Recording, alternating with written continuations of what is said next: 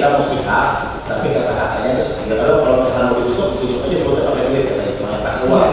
Ya itu negosiasi Pak. Dengan kata-kata saudara sendiri.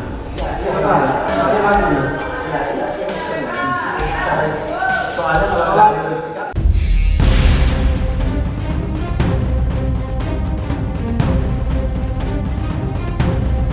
kalau sama JPU biasa itu, kalau dia emosi aku emosi, dia diam aku diam, intinya gitu aja.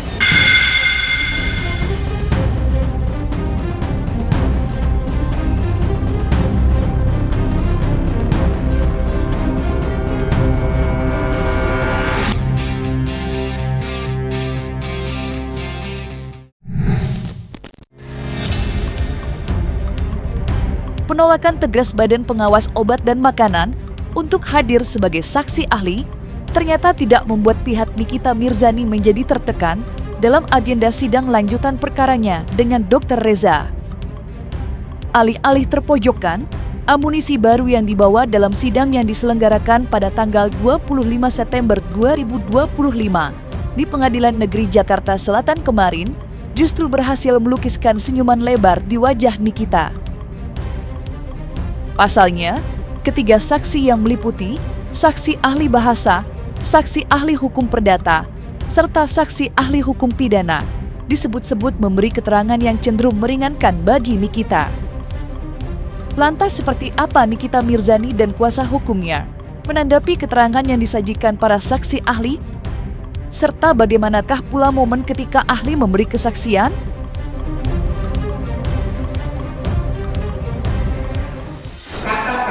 Kalimat yang tadi ditutup mulutnya Nikita pakai uang, itu kata-kata yang muncul. Yes. Lalu kita menyimpulkan, saya dan Anda menyimpulkan kalau tidak ditutup uang dia akan bicara.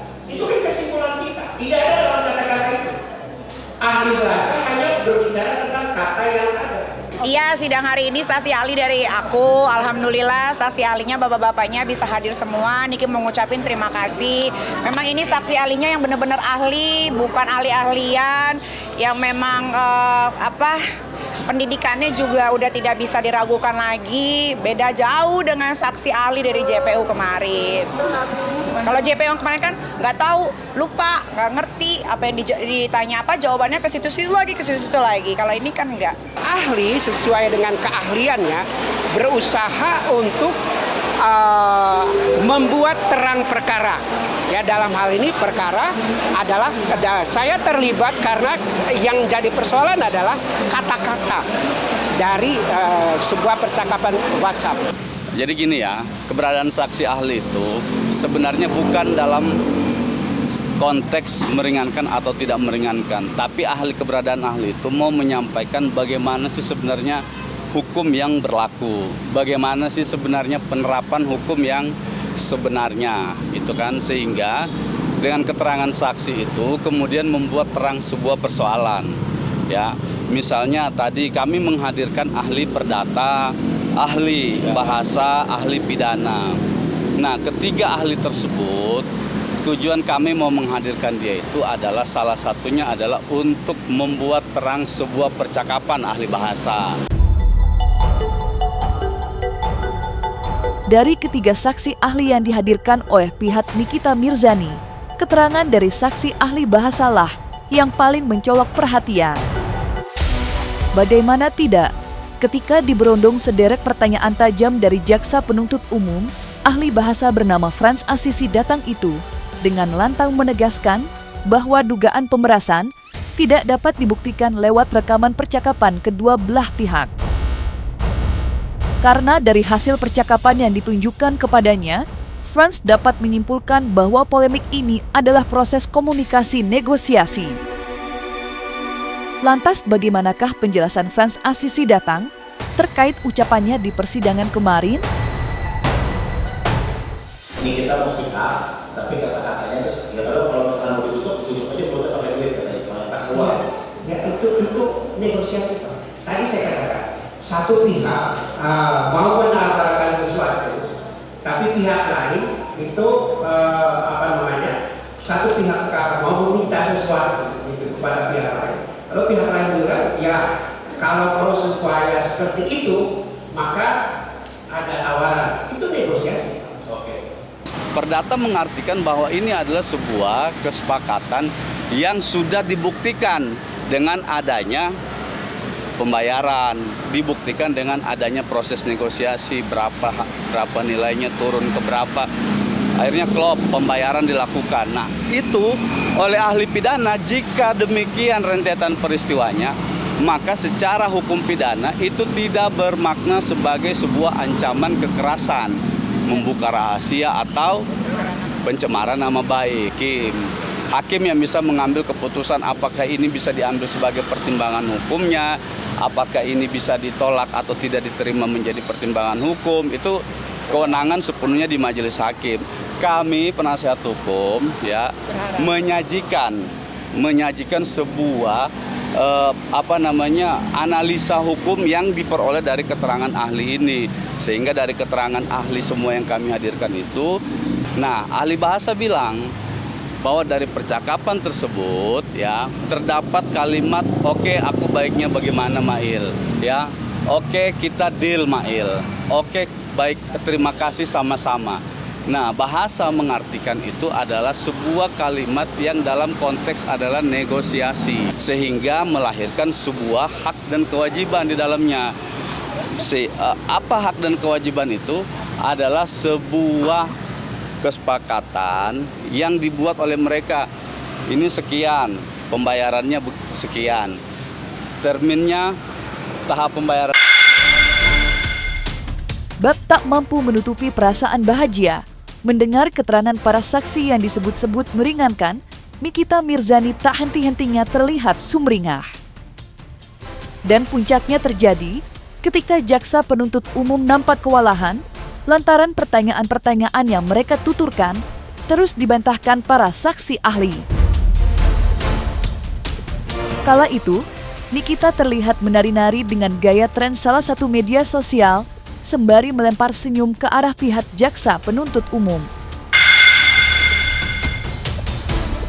Akibatnya, Nikita pun diberikan peringatan oleh hakim ketua untuk mengakhiri perbuatannya itu.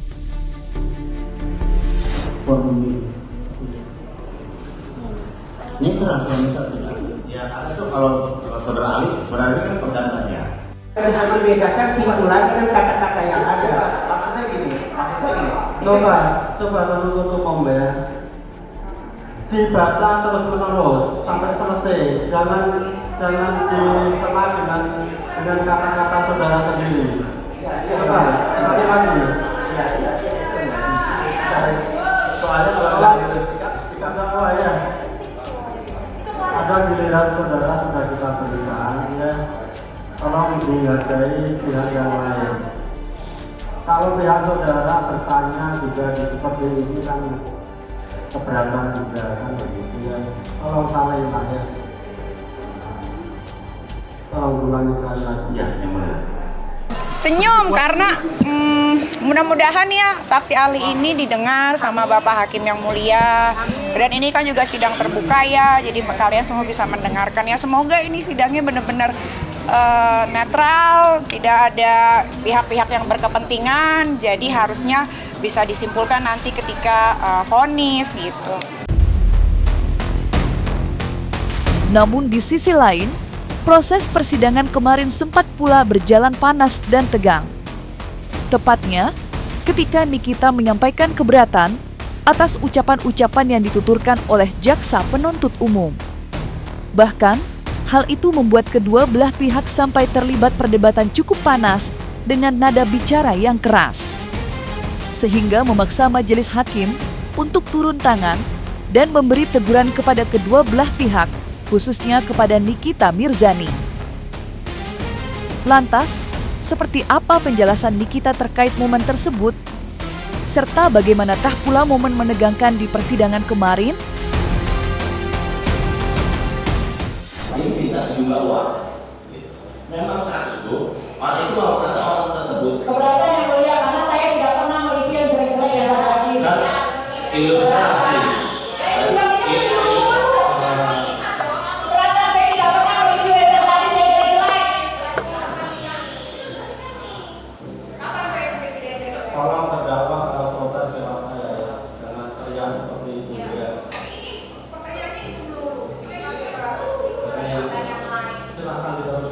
ahli yang akan menjawab. Silakan diteruskan.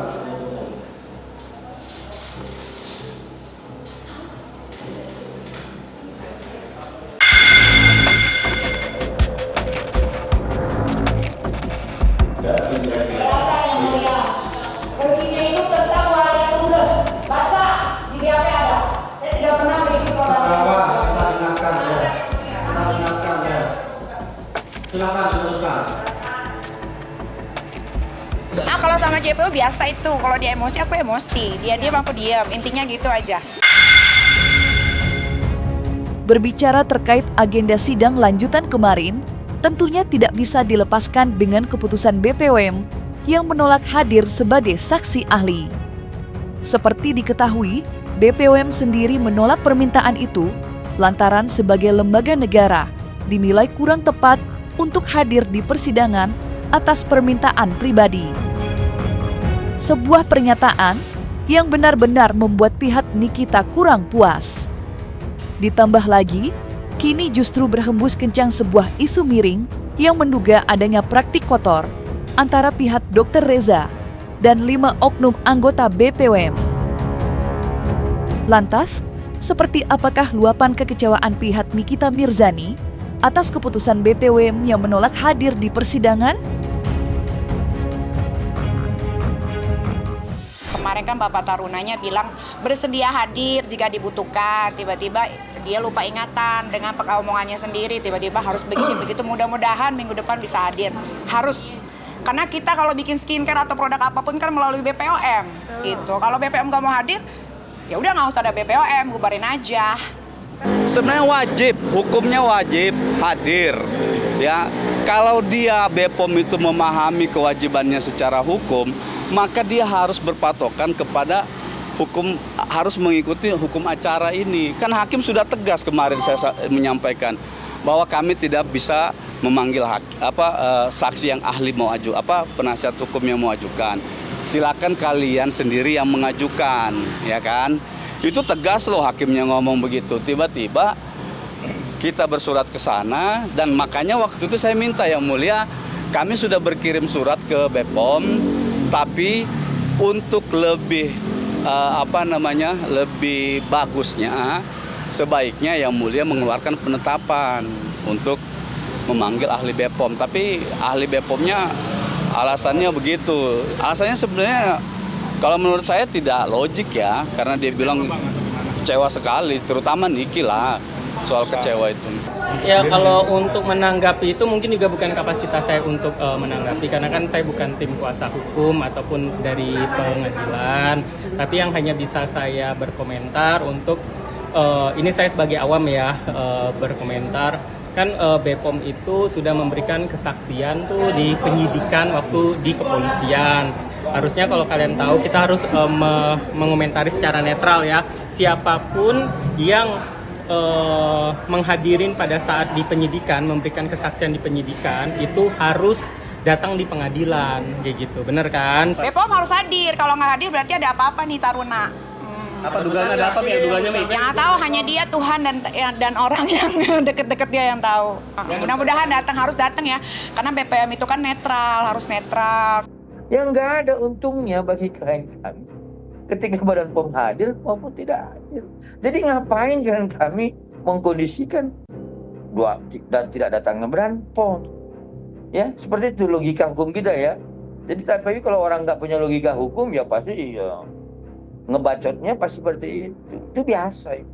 Ngapain kami melakukan upaya-upaya pengkondisian, apalagi memberikan penyuapan kepada Badan POM yang pada intinya keterangan Badan POM itu tidak berarti bagi kami.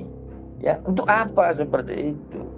Ya, jadi saya berharap ya Badan POM itu sendiri ya melakukan upaya hukum untuk membersihkan namanya.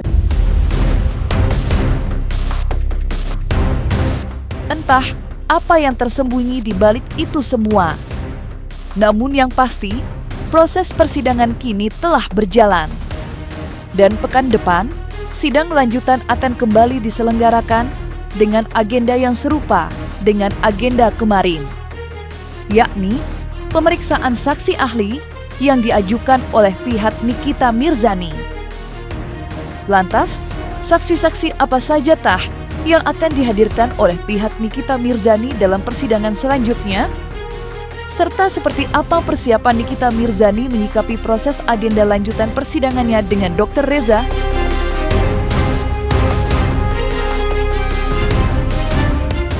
Sidangnya minggu depan saksi ahli lagi, habis itu baru pemeriksaan terdakwa. Rencana kan 4. Ahli yang kami hadirkan itu rencana 4. ITE khusus di bidang hukum ITE. Begitupun dengan TPPU, karena ini ada dalam dakwaan, kami juga menghadirkan khusus ahli di bidang TPPU. Dia tidak akan berbicara pidana umum lagi, tidak akan berbicara pidana 369 ITE. Begitupun dengan ITE, dia tidak berbicara TPPU, dia tidak berbicara pasal 369 pidana umumnya. Nah, jadi kami mau menspesifikkan ini benar-benar adakah rangkaian hukum atau peristiwa hukum yang mengarah pada dugaan tindak pidana pencucian uang ini. Kalau misal meringankan, nanti soal itu soal kewenangan hakim. Hakim yang bisa mengambil keputusan apakah ini bisa diambil sebagai pertimbangan hukumnya, apakah ini bisa ditolak atau tidak diterima menjadi pertimbangan hukum, itu kewenangan sepenuhnya di majelis hakim. Kami penasihat hukum ya menyajikan sebuah analisa hukum yang diperoleh dari keterangan ahli ini, sehingga dari keterangan ahli semua yang kami hadirkan itu bisa membuat terang sebuah persoalan. Ini kan juga akan bantu Niki supaya Pak Hakimnya dengan timnya juga bisa dapat info yang berimbang juga, dan diharapkan sih bisa jadi masukan yang positif deh untuk Nikita Mirzani. Jadi kita yang mendukung Niki, yang udah melihat kasus ini, udah mau hampir selesai ini, sangat berharap dengan saksi yang hadir nanti. Di sidang detik-detik terakhir ini. Setelah beberapa kali sidang, tinggal 4 kali sidang ini, vonis hakim bisalah dirangkum semua dan menyimpulkan dan memutuskan terbaik buat Niki. Apalagi udah ngejalanin 8 bulan ya, hampir setahun loh di penjerong.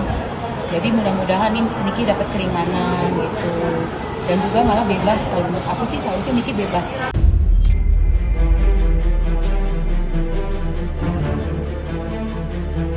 Nah, selesai sudah Cumi Lovers. Jangan lupa untuk like, subscribe, dan juga share channel YouTube Cumi Cumi.